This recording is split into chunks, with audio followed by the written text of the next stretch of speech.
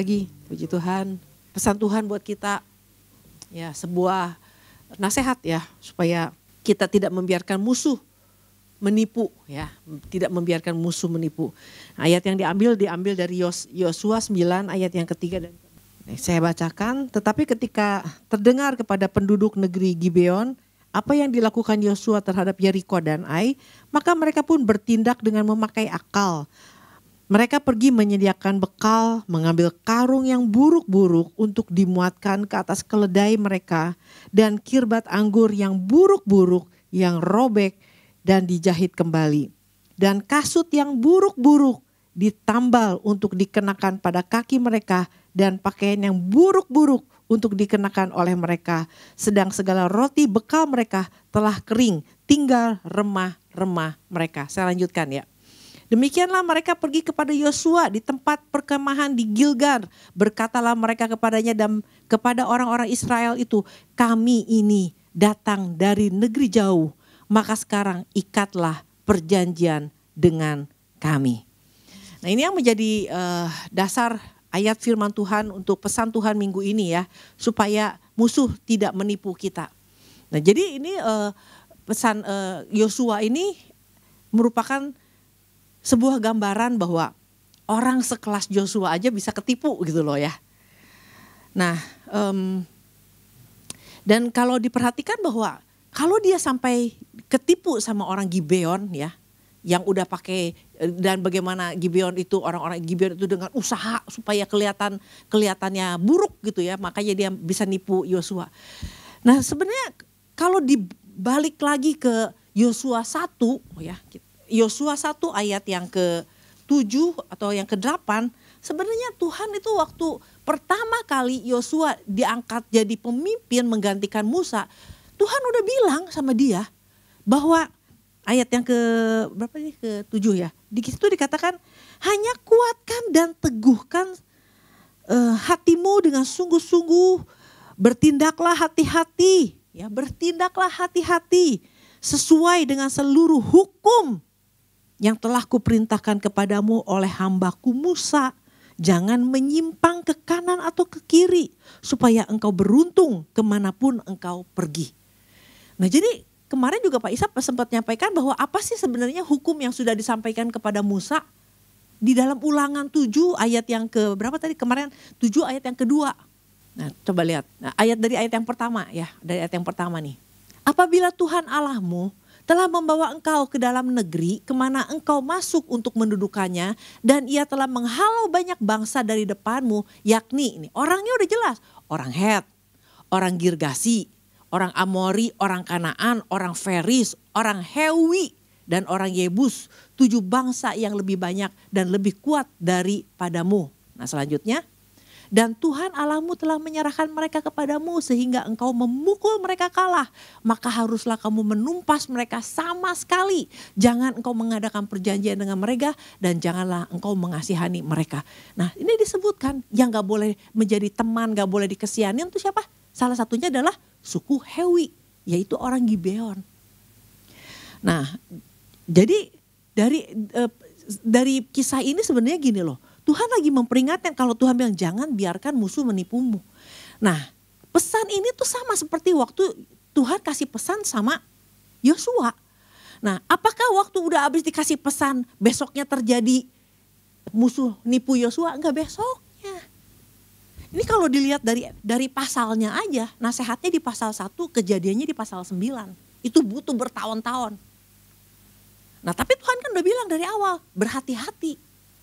Nah, dikatakan kuatkan dan teguhkan hatimu. Berarti ini bertahun-tahun Tuhan ingin semua anak-anak Tuhan, orang-orang percaya itu tetap kuat dan teguh hatinya. Karena kita gak pernah tahu kapan musuh nipu kita. Kapan musuh nipu orang percaya.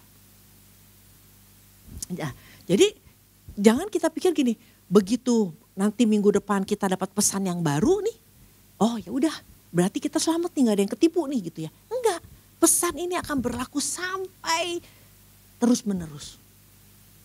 Bahwa kita punya musuh, ya. Dan ini musuhnya bukan orang Gibeon yang cuma pakai akal.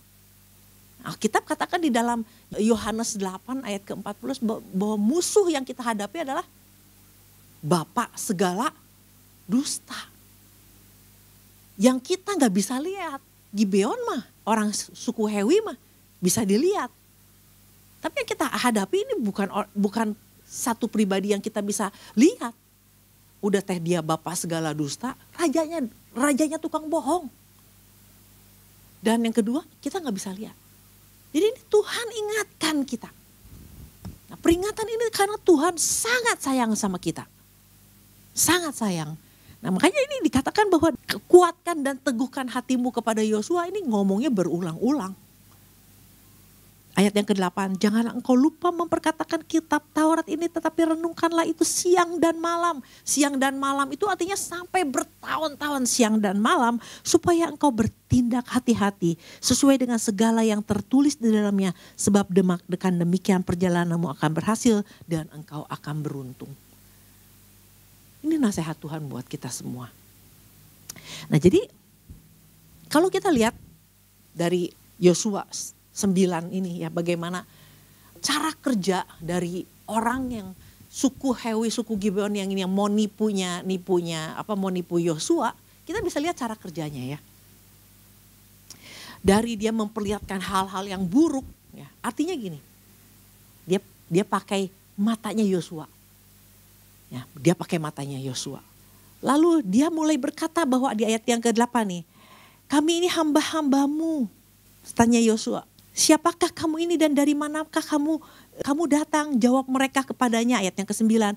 Dari negeri yang sangat jauh, hamba-hambamu ini datang karena nama Tuhan Allahmu. Sebab kami telah mendengar kabar tentang dia, yakni segala yang dilakukannya di Mesir dan segala yang dilakukannya terhadap kedua raja Amori itu di seberang sungai Yordan, Sihon dan selanjutnya.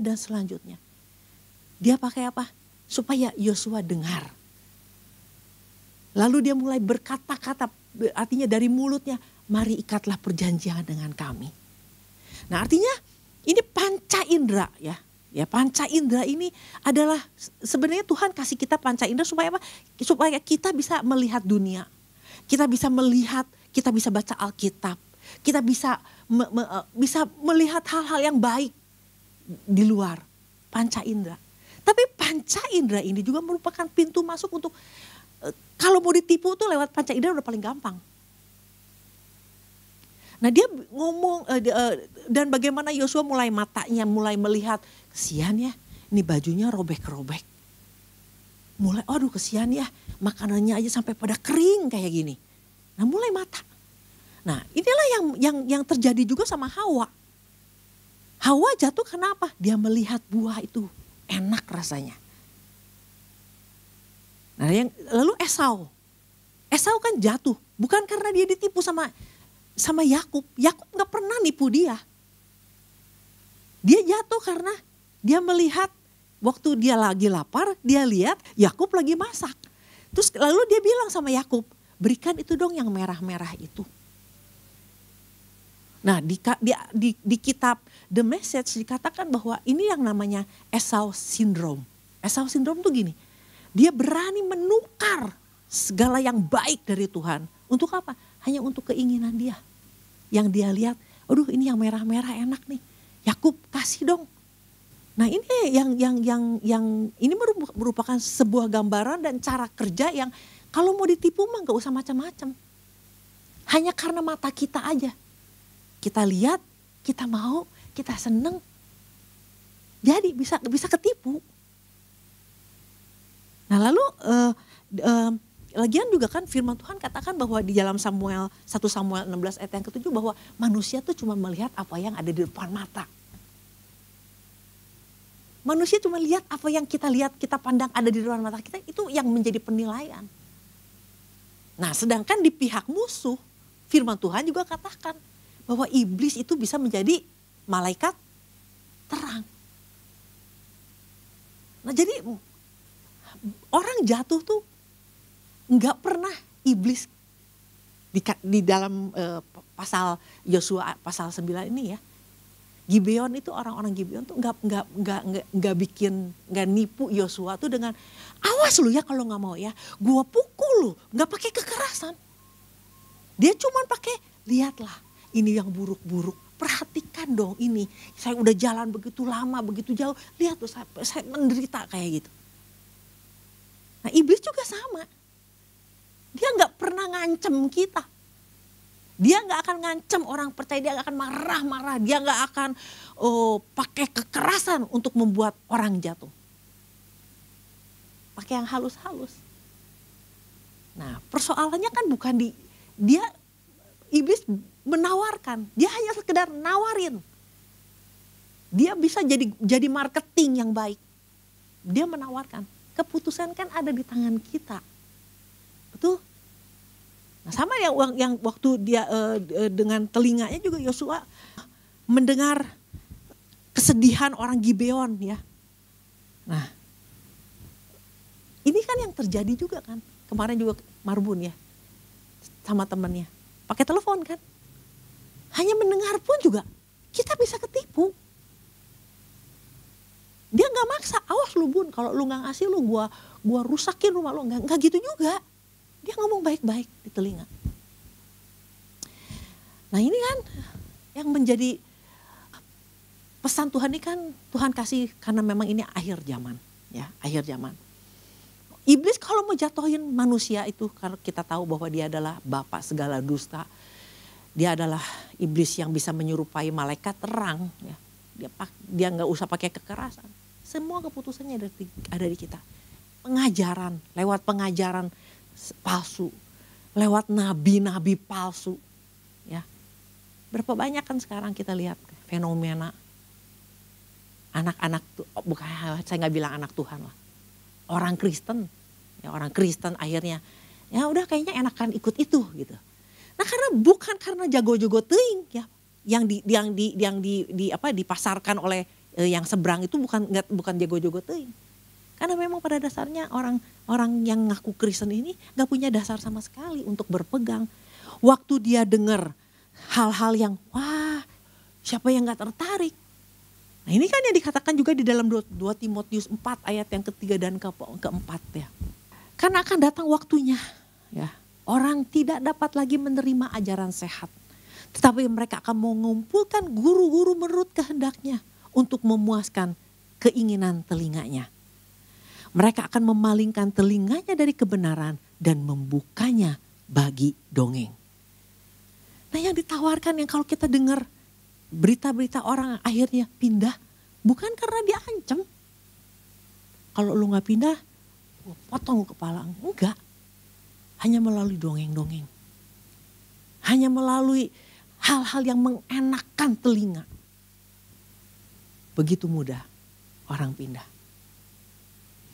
Nah, minggu lalu kita diajar tentang untuk melihat dengan mata yang benar. Ya. Nah ini kan diambilnya dari Matius 6 ayat yang ke-23. Mata itu kan sebenarnya bahasa Ibrani kan ain ya. Nah tapi di dalam Matius 6 ayat yang ke-23 ini nggak bicara tentang ain. Ini berbicara tentang aptalmos. Ya, aptalmos ini bukan hanya sekedar bicara tentang mata jasmani. Ini bicara tentang mind. Tentang mental. Jadi yang Tuhan mau dari kita, iblis boleh nawarin apa aja. Kita punya panca indera yang bisa melihat, mendengar apa aja. Nggak jadi masalah. Tapi yang terpenting adalah jika matamu jahat. Jadi kalau mental kitanya bodoh, gak punya mental yang baik, maka itu seluruh tubuh kita akan sangat mudah dikuasai. Jadi ini yang berbicara bukan cuma mata ini tidak lagi bicara tentang mata jasmani, tapi mata yang berurusan dengan apa? Pikiran, dengan mental kita, dengan jiwa, kekuatan jiwa. Nah, hari-hari ini kan yang dibutuhkan bukan cuma sekedar kita bisa lihat, tapi bisa menimbang lewat jiwa kita. Nah, di dalam Ibrani 5 ayat yang ke-12 ya. Sebab sekalipun kamu ditinjau dari sudut waktu sudah seharusnya menjadi pengajar, kamu masih perlu diajar asas-asas pokok dari pernyataan Allah dan kamu masih memerlukan susu bukan makanan keras. Selanjutnya coba. Sebab barang siapa memerlukan susu ia tidak memahami ajaran tentang kebenaran sebab ia adalah anak kecil. Nah ini, tetapi makanan keras adalah untuk orang-orang dewasa yang karena mempunyai panca indera yang terlatih untuk membedakan yang baik daripada yang jahat. Nah berbicara panca indera yang terlatih ya. Nah kalau kita lihat di beberapa bidang ya di bidang di sekuler, orang juga membutuhkan panca indera yang terlatih, betul? Kalau misalnya orang yang kuliner ya, misalnya nih orang-orang yang sekarang ikutan Master Chef gitu ya, ditutup matanya, suruh nebak, suruh cium, suruh raba. Nah itu dia harus punya panca indera yang terlatih. Antara lemon sama jeruk nipis harus bisa bedain. Nah antara ubi ungu sama ubi kuning, mereka harus punya panca indera yang terlatih sehingga mereka bisa bedain ubi ungu mana, ubi kuning mana. Sama semuanya, kepegangnya semua sama. Terciumnya juga nggak ada yang bisa dicium dari ubi, tapi mereka harus bisa membedakan. Di bidang musik pun juga ada orang-orang yang memang dilatih untuk, oh ini nada G, ini nada C, ini nada ini. Punya pendengaran yang terlatih. Nah panca indera yang terlatih. Nah tapi di dalam Tuhan bukan panca indera yang seperti itu yang ketika tadi Ibrani 5 ayat yang keempat. Panca indera yang terlatih itu di dalam bahasa Indonesia panca indera itu artinya aisteterion ya. Nah ini berbicara bukan cuma jasmani. Panca indera ini berbicara tentang apa? Faculty of mind. Ini berbicara tentang mental lagi. Ini jadi panca indera bukan berbicara tentang jasmani, tapi tentang mental, tentang jiwa, tentang bagaimana kita melihat dengan panca indera, mendengar, meraba, mengecap, dan memperkatakan, bukan cuma sekedar yang dari jasmani, tapi harus lewat mental kita. Nah mental yang terlatih, ya ini panca indera yang terlatih harusnya mental atau pikiran yang terlatih itu hanya dimiliki oleh orang-orang yang dewasa. Nah jadi kalau orang yang betul-betul dewasa di dalam Tuhan, orang-orang yang biasa hidup bergaul dengan firman Tuhan. Nah ini diharapkan untuk apa? Untuk supaya mereka bisa bukan cuma sekedar oh bagus ya, oh kesian ya, oh enak didengar ya, ini pengajaran yang benar. Bukan cuma sekedar dia bisa menimbangnya. Orang bisa nawarin tapi yang nimbang tuh kita, mental kita. Pikiran kita, jiwa kita yang harus nimbang. Nah seringkali kan orang menimbang karena mentalnya tidak dibangun, karena jiwanya tidak dibangun, karena tidak ada kebenaran di dalam pikiran, di dalam jiwa kita, di dalam hati kita. Makanya setiap apa yang kita terima dari panca indera itu, yang kita timbang lewat apa? Perasaan. Perasaan itu yang terus menerus dibangun sampai akhirnya segala sesuatu yang kita lihat, kita dengar, kita raba, kita kecap. Semua dipertimbangkannya hanya lewat apa? Hanya lewat perasaan kita.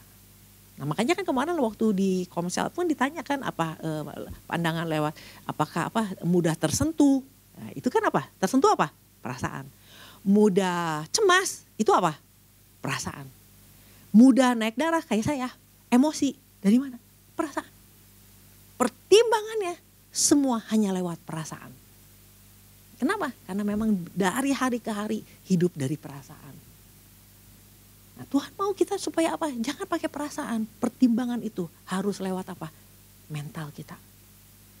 Jiwa yang sehat. Nah, seberapa pertanyaannya lagi kan akhirnya balik lagi. Kadang-kadang kan kenapa sih ujung-ujungnya kudu baca firman? Karena memang itu. Itu yang Tuhan nasehatin juga sama Yosua. Yosua yang dari awal dia naik posisi menggantikan Musa, yang dinasehatin sama Tuhan, baca dan renungkan firman Tuhan siang dan malam dalam waktu 1 bulan. Nggak ada. Sepanjang hidup lo renungkan itu. Nah ini kan sebenarnya yang kita harus bangun membaca renungkan firman Tuhan siang dan malam. Ini kan yang paling sulit dilakukan oleh orang percaya. Nah sedangkan kalau kita nggak punya dasar yang benar yang bisa kita pegang, iblis kan nggak usah ngomel, iblis nggak usah ngancam, dia cuma hanya dengan kata-kata aja orang bisa langsung pindah. Kemarin waktu pertemuan kan, nah ini yang memang inilah hari-hari yang sedang dihadapi. Dan jadi kita sebagai orang tua kan kita cuma bilangnya gini, udah gereja belum? Makan doa nggak? Cuman gitu doang. Kita nggak pernah baca firman. Mengajak anak-anak, ayo baca firman. Renungkan firman itu. Kalau kamu gak ngerti, tanya. Kita pengen supaya anak-anak juga bisa memahami apa yang namanya firman Tuhan itu. Lebih lagi. Karena apa yang karena hari-hari yang kita hadapi adalah hari-hari yang jahat. Orang semakin hari semakin suka dengan pengajaran-pengajaran yang enak didengar.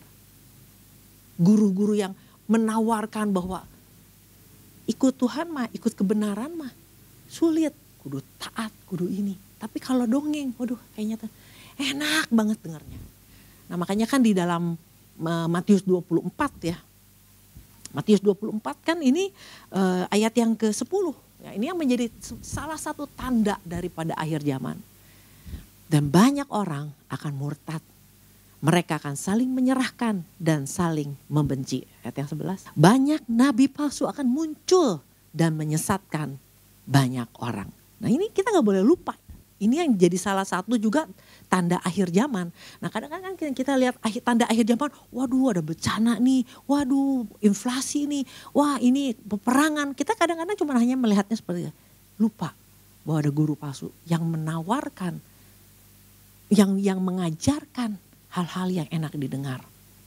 Nah ini kan kalau sampai anak-anak gak paham ini, tidak membangun jiwanya, tidak punya jiwa yang sehat, maka semua yang ditimbang-timbang itu kan cuma timbangan-timbangan yang pakai perasaan. Nah kemarin juga Pak Ishak sempat bilang tentang mencari jodoh, mencari pasangan. Kan anak-anak muda kan sekarang kan lagi ngomongnya tentang wah green flag, tahu gak green flag? Hubungan yang positif ya green flag. Ada yang wah yang ini mah red flag, ya wah ini mah udah jangan diterusin red flag. Nah poinnya akhir zaman ini kalau kita gak punya mata dan telinga yang tajam, yang cerdas. Nah ternyata ada lagi yang namanya watermelon flag. Nah apa itu watermelon flag? Di luarnya green flag. Yang dilihat mata green flag. Gak taunya pas udah kawin red flag. Namanya watermelon flag. Nah ini kan yang harus diwaspadai. Bukan cuma sekedar wah cakep nih. Wah sering ke gereja, aduh jangan pakai sering ke gereja terus terus kawin sama orang yang sering ke gereja. Yang ke gereja juga semuanya punya masalah. Jangan dilihat dari situnya. Nah makanya kan artinya gini, makin kesini nyari pasangan makin sulit. Ada yang ganteng kayak misalnya, wah pelayanan jadi WL, banci dong gitu. Nah kan kita gak pernah tahu. Makanya jiwa yang sehat itu perlu dimiliki oleh setiap kita. Jangan pertimbangannya karena hanya dari apa yang kita lihat. Nah, yang apa tadi selain panca indera, selain kemarin firman Tuhan, pesan Tuhan tentang mata, ini semua bicara tentang faculty of mind, bukan faculty of daging, tapi bagian dari pikiran dan jiwa kita. Ini yang harus dibangun. Nah, jadi dari awal Tuhan katakan, ayo bangun. Kuatkan dan teguhkan hatimu. Baca dan renungkan firman Tuhan siang dan malam. Ini yang Tuhan ingatkan sama kita di hari-hari terakhir. Nah oleh karena itu saya tidak panjang lebarkan. Lewat pesan Tuhan ini kita mau belajar lebih lagi. Mengambil satu komitmen bahwa kalau Tuhan kasih nasihat bukan cuma sekedar hari ini selamat nih gak ketipu. Besok wah gak ketipu. Lusa mungkin tahun depan wah gak ketipu. Jadi kita akhirnya nyantai. Enggak. Yosua aja ketipunya di pasal 9. Waktu dia udah masuk ke tanah perjanjian. Nah oleh karena itu mari kita sama-sama. Saya juga Tuhan berikan kita motivasi untuk lebih lagi belajar kebenaran firman Tuhan. Demikian firman Tuhan.